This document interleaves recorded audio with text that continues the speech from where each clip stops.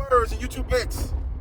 This is JB Sports, back again with another one. There's an old saying in boxing: as goes the heavyweight division, as goes the sport of boxing. We're going to talk about the heavyweight division. And we're going to talk about, in particular, two fighters. WBC heavyweight champion, who was also the Ring Magazine heavyweight champion, and a self-proclaimed lineal heavyweight champion. And that's got a lot of merit to it, lineal, man. He beat Vladimir Klitschko, so he has a strong argument that he is the lineal heavyweight champion. Whatever that means.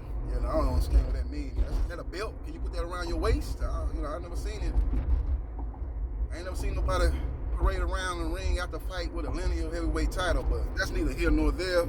Let's talk about him and another so-called champion in Fury-Whyte, WBC interim heavyweight champion.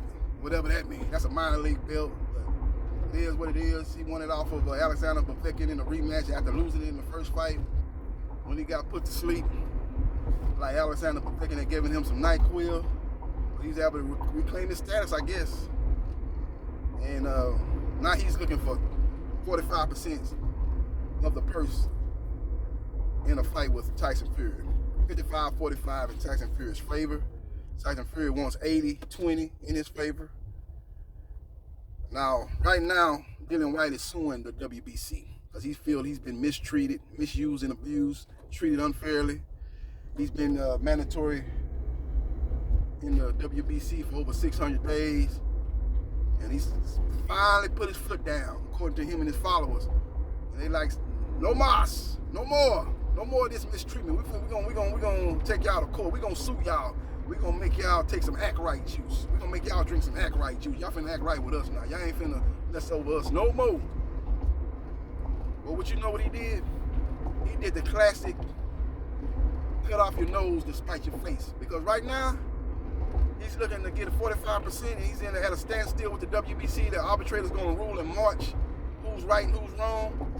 Tyson Fury won 80-20. He won 55-45. But in the meantime, you pulled out a fight without the Valine.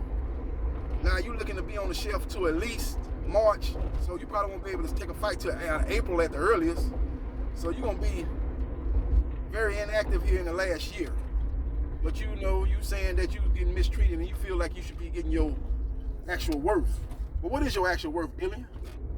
Because according to Bob Arum, and this could be documented, we can actually fact check this, but he said you made $300,000 in your last fight, and you're looking to make $10 million, at least $10 million in the fight with Tyson Fury. So you're looking to make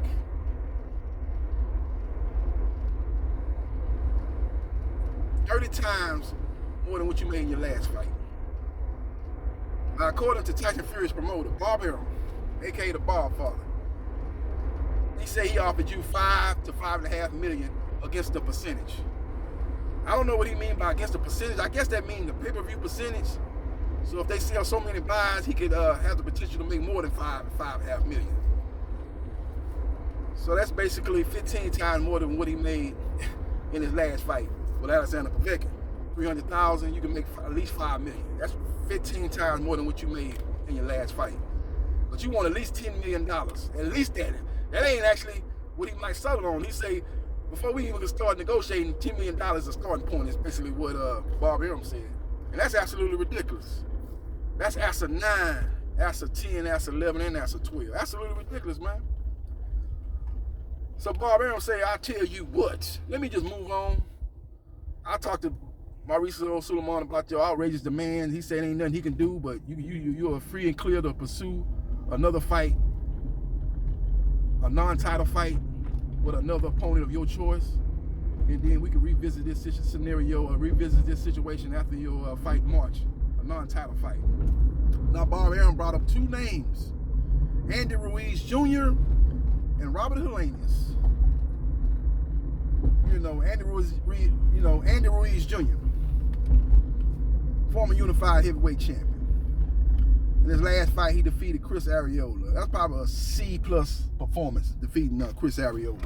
He got dropped multiple times in that fight, but he clearly won the fight. He won more rounds than Arreola, because outside of those 2 knockdowns, I find it hard to give any of the other rounds to Chris Arreola. Maybe 1 round you maybe could have gave him outside of the knockdown. So he clearly lost the fight.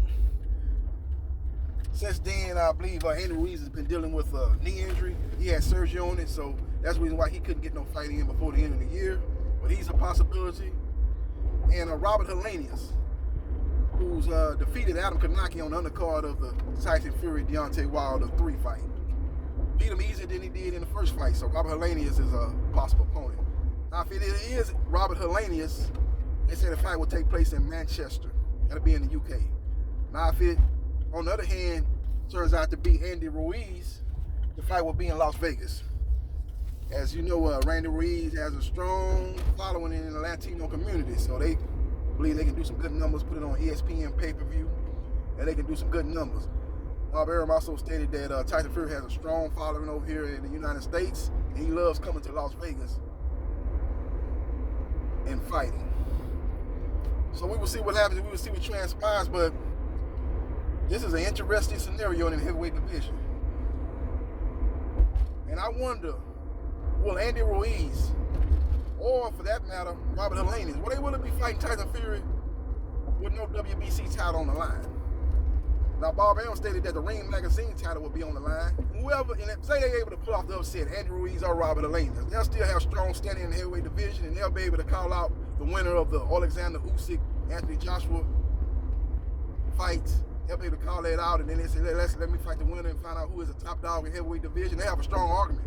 Never mind the fact that the WBC title will now be in the hands of Dillian Whyte, and he will be mandated by the WBC to defend that title against #1 contender in the WBC, Deontay the Bronze Bomber Wilder. But a lot of people would be, a lot of people gonna start, if that happens, a lot of people could treat. It'll be interesting to see if they treat Dillian Whyte like they treat Devin Haney. Say, look here, man, you didn't beat nobody for that belt. They was giving you that belt. You were email champion. Will they bring the same type of energy toward Dillian Whyte that they do toward Devin the Dream Haney?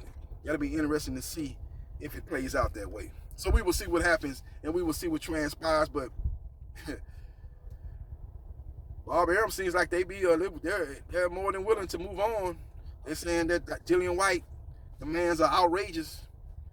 Bob Arum also said that, Dillian Whyte is Eddie Hearn's last hurrah, basically what he said. He's the UK's boxing fanatics, boxing fans' last hurrah. As basically saying that Anthony Joshua ain't gonna beat Usyk in the rematch. So your last great UK hope is Dillian Whyte. And they looking to basically squeeze blood from a turnip, and they wanna maximize the revenue that they can make off that fight, and that's the reason why they're asking for $10 million at the very least. That's what the Godfather said. So we will see what happens, and we will damn sure see what transpires. But that's the latest in the heavyweight division, man. If I had to take an educated guess, I don't think Dillian Whyte versus Tyson Fury is going to happen. I think Tyson Fury is going to move on and fight Andy Ruiz or Robert Helenius next in March. And I think Dillian Whyte is going to take on Deontay Wilder next. I think that's what's going to play out in the heavyweight division. I believe that the Dillian Whyte, Deontay Wilder fight is going to go to purse bid, because I don't see the PBC and Eddie Hearn coming to any kind of agreement. They ain't came to no agreement in the past on anything of significance in the sport of boxing. We can go back to the A.J. Wilder soap opera. I don't see them coming to any kind of agreement. So that fight will go to purse bid, and it's a 50-50 who can win that purse bid. Eddie Hearn gonna really try to get the zone to open up that vault for that fight. And as we know, PBC got deep pockets. Look what they gave Canelo. Look what they offered AJ in the past, $50 million plus the 50% of the pay-per-view split. So they've shown in the past that they got deep pockets. They put on Floyd Mayweather Jr. versus Manny Pacquiao. They also put on Floyd Mayweather Jr. versus Conor McGregor, two of the highest grossest boxing fights in boxing history. So they got deep pockets. So it's going to be an interesting purse bid if it comes to that. If it's going by who got the deeper pockets, I would say the PBC probably going to end up winning that purse bid, but we'll see how it plays out. With all that being said, Bob Arum also said that he's not going to actually double back and try to renegotiate with Dillian Whyte after a non-title fight against Andy Ruiz or Robert Helenius. They say they're gonna move on and look for the winner of Usyk versus Joshua. So they say we ain't tripping on the WBC. That ain't nothing we tripping on. Tyson Fury ain't gonna have to worry about paying no sanctioning fees. Everybody know who's the real WBC heavyweight champion. He ain't got to have that title around his waist. Plus, he's the Ring Magazine heavyweight champion. He's the lineal heavyweight champion, so we don't need that belt. So basically, we heading down the road of Tyson Fury moving on. Tyson Fury not fighting Dillian Whyte.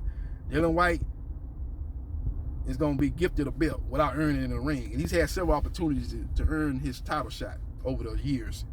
You know, a lot of people want to say how he got mistreated, misused, and abused, but he turned down a fight with Luis Ortiz. That would have put him in a position to fight for the title. He turned down another opportunity with Dominique Brazil. That would have put him in position to fight for the title. And now he's turned down $5 to $5.5 million to take on Tyson Fury because he wants $10 million. That's 3 examples of him turning down opportunities to fight for the WBC title. But he wants people to feel sorry for him. He wants people to feel his plight. Man, you must be out your rabbit ass mind. You think I'm gonna feel sorry for you? Absolutely ridiculous.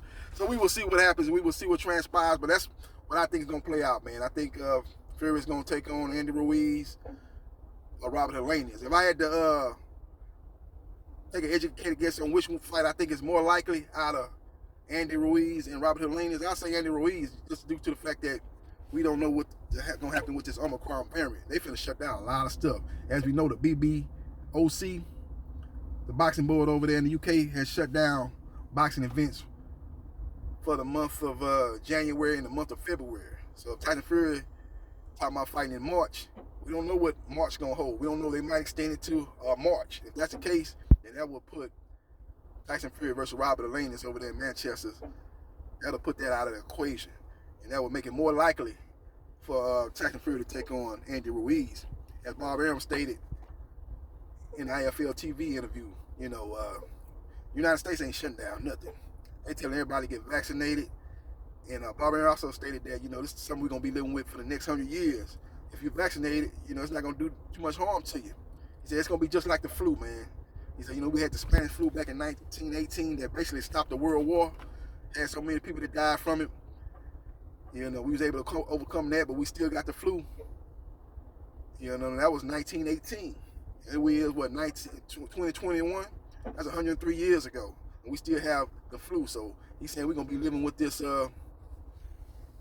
this pandemic. Not with the pandemic. We're going to be living with this coronavirus for the next 100 years.